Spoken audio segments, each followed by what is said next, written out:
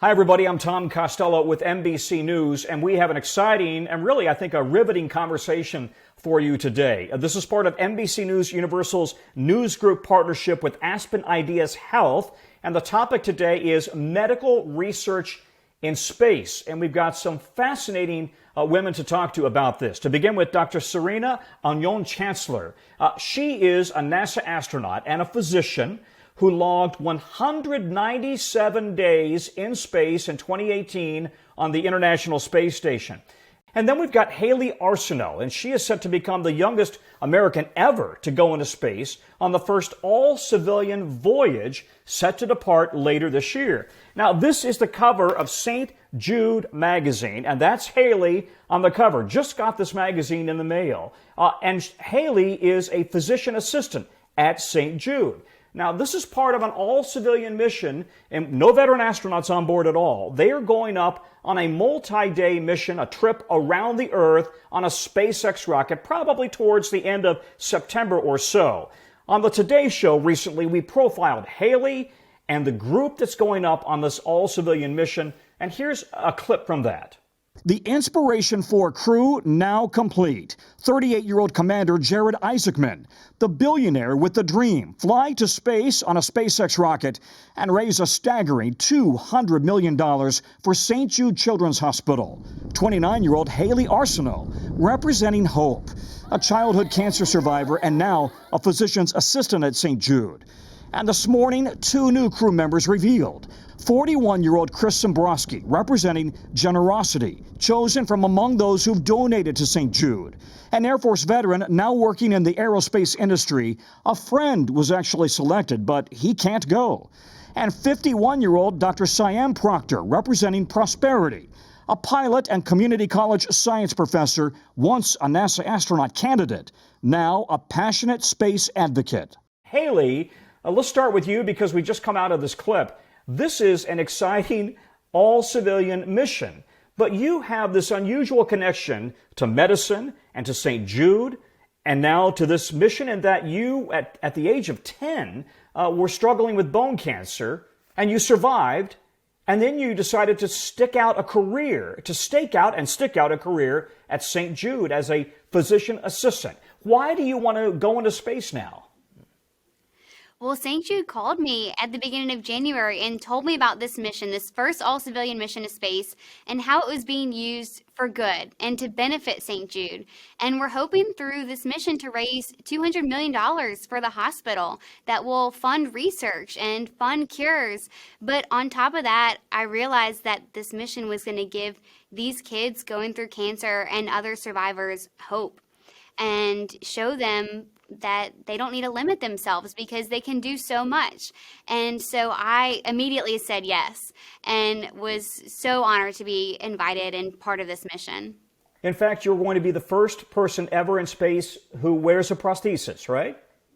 I have an internal prosthesis. I had bone cancer, and in order to save my leg, St. Jude had to remove part of my bone that was affected by the tumor, and they replaced it with this internal prosthesis that could be expanded without surgery. And it saved me several surgeries over the years, and it gave me so much more quality of life. But I will be the first person in space with an internal prosthesis. Okay, we're going to get back to more on that in a minute, but let's go to Serena. Serena, you were in her place just a few years ago, and you had a deep medical bench, a background before you went on that mission. So how did your medical training prepare you for that mission? You know, Tom, the interesting thing is, first of all, Hayley, I'm so excited for you. I cannot wait to see how this mission goes and all that you'll get to experience, because I was stunned when I got up there on the space station in 2018 at how much of the life science research we do on board ISS is to benefit human health on Earth, and that includes cancer research.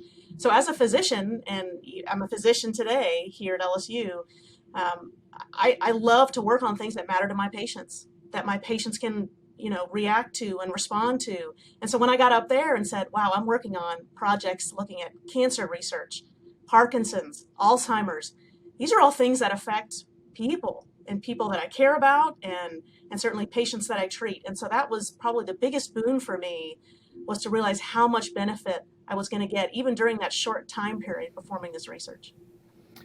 Serena, a little bit more on that. I've wondered this question for years, covering NASA for the better part of 17 years now. Do we have good, tangible, scientific discoveries that we can point to that we've made in space on any number of topics as it relates to medicine? Do we have good medical breakthroughs or cancer research that really has paved new ground? Yeah, Tom, absolutely. One of the experiments I worked on was one called AngieX, where we were looking at the cells that actually line your blood vessels. Those are called endothelial cells, but that's what tumors use to build a blood supply. And what the scientists proposed with that was that those cells would grow different, would grow better in the microgravity environment. They're a little harder to grow on Earth, so you can test different chemotherapy against them, but up on orbit, they like to grow, and it's easier for us to test those chemotherapeutic agents. I hadn't really thought about that until I got up there, and I got to talk with the scientists every day and look at these cells under a microscope, and immediately I could see the impact that this would have on cancer treatment. And has that already translated into therapies or therapeutic breakthroughs on any level, in any kind of a disease already?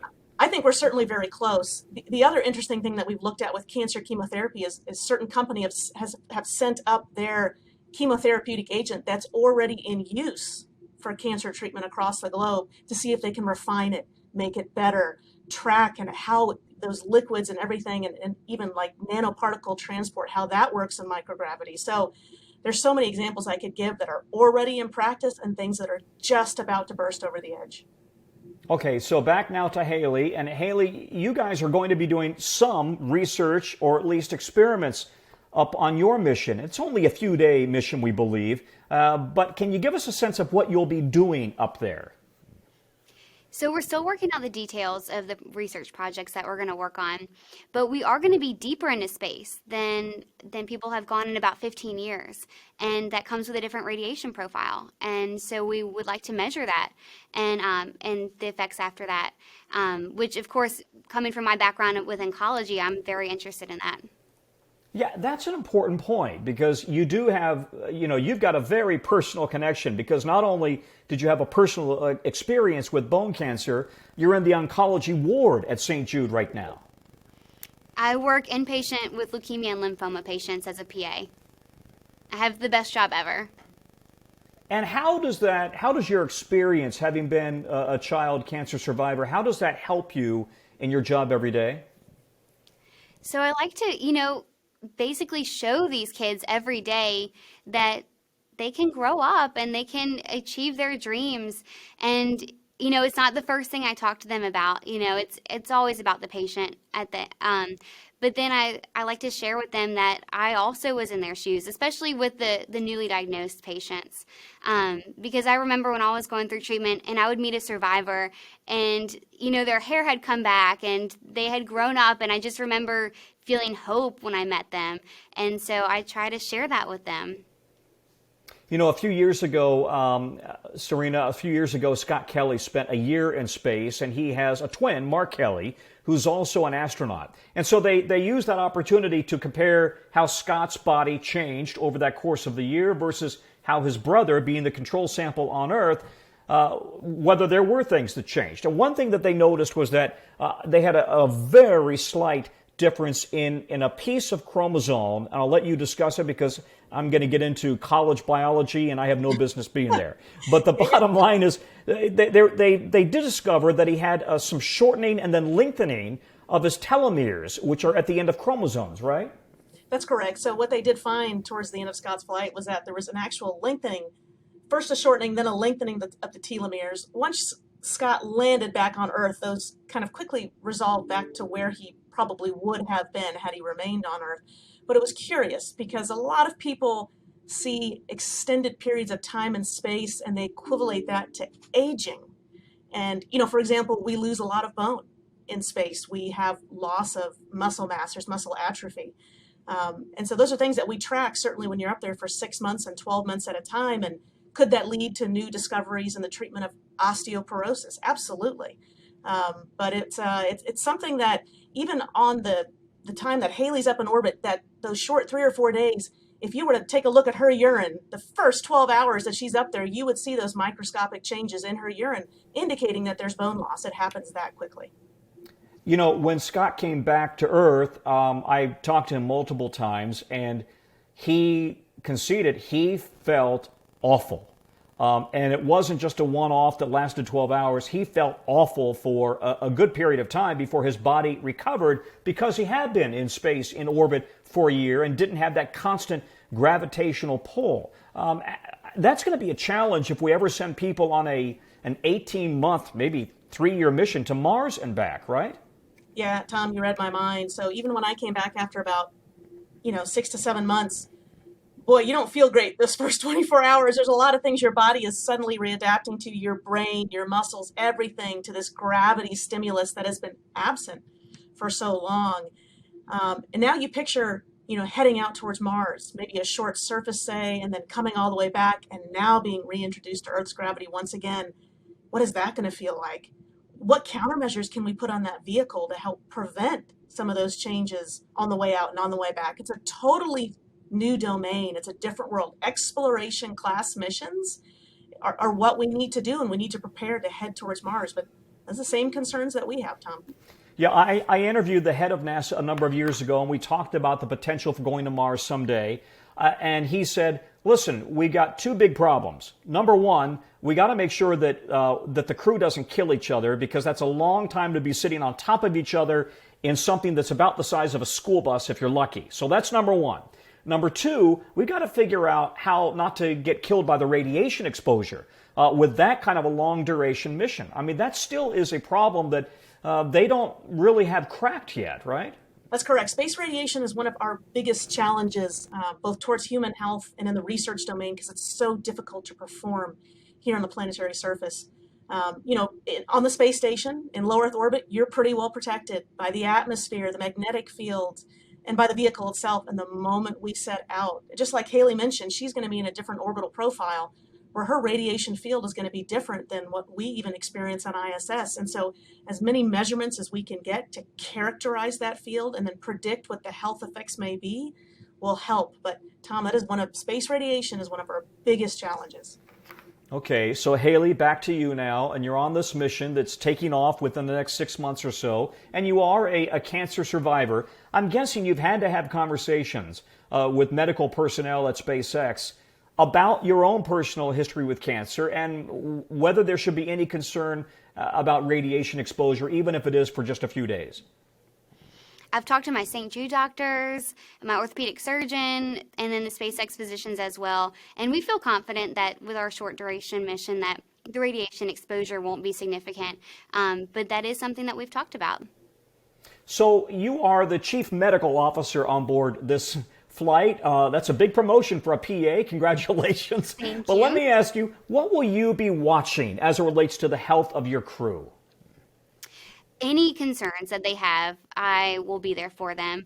And, I think as part of the research, they said I'll be drawing some blood and I'll have some activities like that on board, but then I'll also prepare for any type of emergency that could arise. I guess any kind of an emergency would mean it could be literally just a cut or something like that, right? You hope it's nothing more serious than that. Hopefully nobody has a cardiac event. Absolutely. And we're going to be prepared, and I've already started those conversations with the SpaceX physicians, and we'll make sure that our crew stays safe. So to that end, will they be giving you any extra training, for example, in, God forbid, there is that kind of an emergency? Will you have necessary drugs on board? Will you have a defibrillator, anything of that nature? I'm not exactly sure what payload we're going to bring up, but I will be getting some extra training for any possible in-flight situation. Let's underscore that there is this kind of an unusual symbiotic relationship between SpaceX, the billionaire Jared Isaacman, who is footing the bill for this, and this massive fundraising effort to raise $200 million for St. Jude, which is the biggest fundraising effort ever in St. Jude's history, which is why you're on the cover of the magazine. Serena, can we come back to you? We have been flying people in space now for about 60 years or so, almost, right? And I'm wondering, what are the biggest medical what's the biggest piece of medical knowledge that you would say we've gained over that period of time? I was reading recently that when we first sent people into Earth, we didn't know if their eyeballs would float out of their eye sockets. We had such a limited idea of what the exposure would do to us. Yeah, I think when we first sent people, we didn't know if they'd be able to swallow and digest food normally. And it turns out your body works really well in the space environment, but things do change. And what I would tell you, Tom, is that we haven't finished discovering what happens, what different changes occur in the human body. We do have changes in the eyes. We see maybe some swelling around the optic discs. We, of course, see the bone loss, the muscle mass atrophy. There have been recent reports about even clotting and clotting events that we've seen in space. And we seem to be surprised, and it's only because we have a limited number of people that have flown in space for a limited amount of time. So I'd say we're not done discovering yet. Yeah, Scott Kelly and Mark Kelly are about my size. We're not giants. We're all about 5'7", 5'8" or so. Scott said, the greatest thing happened when I was up there. My spinal cord expanded a bit, so he gained an inch or so. And then when he came back to Earth, he lost the inch. And he said, I was so close to gaining an inch or two. But I've talked to astronauts who've said, especially tall astronauts, who've said that when they are on station, their spine really hurts because of the expansion in their spinal cord because there's not the gravity that's kind of keeping the vertebrae all together. Yeah, I'd say the first few days I definitely had a little bit of pain kind of in the mid portion of my back. A lot of astronauts have that in the mid to low portion. So much in that the first few nights it would kind of wake me up from sleep, and I had to crunch my legs into a little bit of a fetal position to relieve that strain. That is very common. It went away after about 3 days in flight. Some people don't have it at all, but yeah, we do see that commonly. These are some of the things I hope to get to talk with Hayley about before she gets to fly. So can we ask you how difficult, you're the only one here who's been in space, how difficult is it to sleep in space? So Tom, I'm going to be honest. I think I was on one end of the spectrum. I loved sleeping in space, and I slept very well. I think there's a gamut. There's a bell-shaped curve. But I will say that at least on station, we had very quiet, dark crew quarters, so it was a little easier for me to sleep. Going to be a little different for Hayley. She's obviously going to be a little closer to her crewmates, but, with the right earplugs and eye protection and everything, I slept really well. Okay, now I've got to ask you the delicate question, and that is, a lot of people have wondered, how do you deal with GI issues, to put it in a very G-rated conversation form here? Do things process normally when you're on station, especially if you're up there for as long as you were? Yeah, surprisingly they do. Again, early days people thought, would food move through your intestinal tract the same? And it does. Something called peristalsis, which forces that food along the food pipe and through the intestines, works beautifully. So I'd say the challenging part is not getting that food to move through the system. We try and stay really well hydrated. It's making sure that when you have to use the space toilet, you do so very carefully with all protections in place to make sure there's nothing escaping. Yeah, well, thank you for that. I think we all get the picture. What are you most looking forward to learning about, Hayley, on your first trip into space? What big unanswered question do you have? What do you want to experience? What are you thinking about this? I have so many personal questions, such as, that overview effect. When somebody sees Earth from space for the first time, I'm just dying to know what that feels like. And I know that going to space is going to change me forever. And I want to know in what ways. And the only way I'll get the answers to these questions is going to be going to space. Do you, when you come back, have you thought about how this is going to change your career? In other words, do you envision, going back and getting yet another science-related degree? Or do you, how do you envision this is going to change your life? I have my dream job, and I have been wanting to be a PA at St. Jude for the past 19 years since I was treated here. And so now that I have my dream job, I'm holding on to this. And, I think I'll be able to use my experiences of going to space to talk to my patients about it. And this mission is already giving my patients so much hope because they're all telling me they want to be astronauts now. And I love when they say that because not only are they thinking about growing up, but also achieving dreams and knowing that they can do anything they want. And so I think it's my responsibility to come back and continue sharing this with these kids. That's just fantastic. Okay, back to you, Dr. Chancellor, Serena. Having spent so much time on orbit, and having the background you do, what is the biggest question that you still have that you would like answered, specifically about how we can use space to advance the medical frontier in some way? So honestly, I'd like to know, how much can we expand the use of the International Space Station, of this beautiful orbiting laboratory, to accomplish as much science as possible? When we were up there in orbit, our day is mapped out to 5-minute increments because we're trying to perform so much science at one time. And I was trying to picture, hey, if we had 10 people or 12 or 15 or folks that you're bringing up from private companies just for a month at a time, which we're going to start doing, how much could we achieve then? We just need people power, space, and time. And I think our output could be phenomenal from ISS. Serena, any advice you might offer to Hayley before she heads off on this mission? Yeah, Tom, thanks for letting me answer that. I kind of wish I would have heard some of this before I started training, and I did partway through, so it helped. But Hayley, what I would tell you is, your mission is it's actually a very, very small part of the journey you're about to embark on. And the training leading up to it, the people you meet, the people you get to interact with, the folks that you will inspire even before launching is huge. Take advantage of that. Just enjoy every moment. Certainly the launch, the mission, the landing are going to be awesome.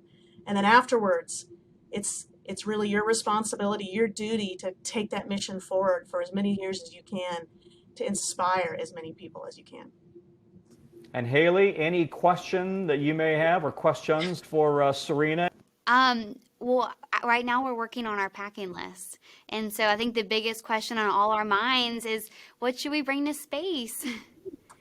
Yeah, I loved bringing pictures of my family. Certainly, I had, special necklaces with things that my husband gave me that I carried that was very special to me and kept close to my heart. And I'll tell you the fun thing that I brought, and I'm so glad I did, and I handed it off to the next crew, was my back scratcher. It was awesome. Oh, okay. Did not think of that. Yeah. Thank you. You guys are terrific. Hey, thank you both. You were a great, fascinating conversation. And Hayley, wishing you well. We're going to be watching closely over the coming months. Thank you.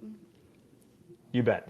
And thank you for watching. Again, I'm Tom Costello with NBC News in Washington. This has all been a part of the NBC Universal News Group's partnership with the 2021 Aspen Ideas Health Festival. And if you'd like to watch it again, you can hit the rewind button or invite your friends to watch it. For now, I'm Tom Costello, NBC News in Washington.